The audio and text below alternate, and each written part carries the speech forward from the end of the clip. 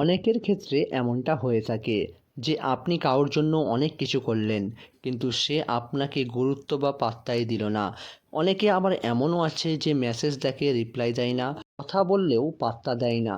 তখন নিজেকে মনে হয়, আমি কি এতটাই অমূল্য? আজ আমরা কথা বলবো কেউ যদি গুরুত্ব না দেয় আপনি যে দুটি কাজ করবেন। ভিডিওটি শেষ পর্যন্ত দেখবেন, নতুন হয়ে থাকলে সাবস্ক্রাইব করে রাখবেন। আমরা দেরি না করে আজকের এই ভিডিওটি এখনই শুরু করব।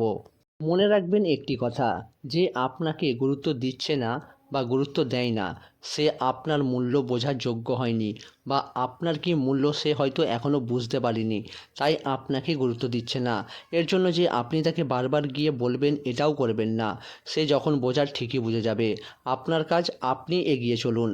কথায় আছে যে সূর্যের তাপ সকলে সহ্য করতে পারে না, তাই আপনার যা গুরুত্ব এটা অনেকেই হয়তো বুঝতে পারবেন না। এটা নিয়ে কখনোই মন খারাপ করার দরকার নেই। তাই কারোর অবহেলায় নিজেকে ছোট ভাববেন না। নিজেকে সবসময় উন্নত করার চেষ্টা করুন। নিজের কাজ নিয়ে ব্যস্ত থাকুন। আপনি যাই কাজ করেন না কেন, সবসময় নিজের কাজ নিয়ে ব্যস্ত থাকুন। নিজের লক্ষ্য বড় করুন। নিজের লক্ষ্যকে অন্য কারোর জন্য ছোট করবেন না। সবসময় নিজের লক্ষ্যকে বড় করার চেষ্টা করবেন।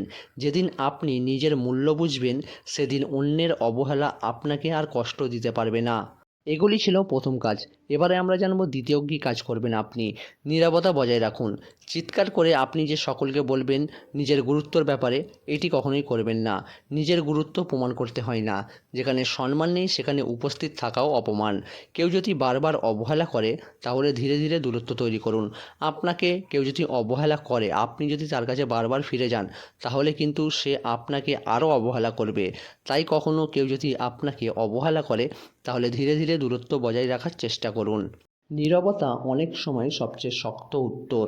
যে আপনাকে হারানোর ভয় পাবে, সে নিজেই ফিরে আসবে। আর যদি না আসে, বুঝে নেবেন সে আপনার জন্য ছিলই না। তাই কখনোই এটা নিয়ে ভয় পাবেন না। মনে রাখবেন, আপনার মূল্য মানুষের আচরণ দিয়ে নয়, আপনার চরিত্র আর কর্ম দিয়ে নির্ধারিত হয়। আজ থেকেই সিদ্ধান্ত নিন, অবহেলায় ভেঙে পড়ব না, বরং আরও শক্ত হব। আজকের এই ভিডিওটি ভালো লাগলে একটি লাইক করবেন, কমেন্ট করবেন এবং একটি পরিচিতদের সাথে শেয়ার করে দেবেন। নতুন হয়ে থাকলে সাবস্ক্রাইব করে রাখবেন আগামী ভিডিওগুলি পাওয়ার জন্য।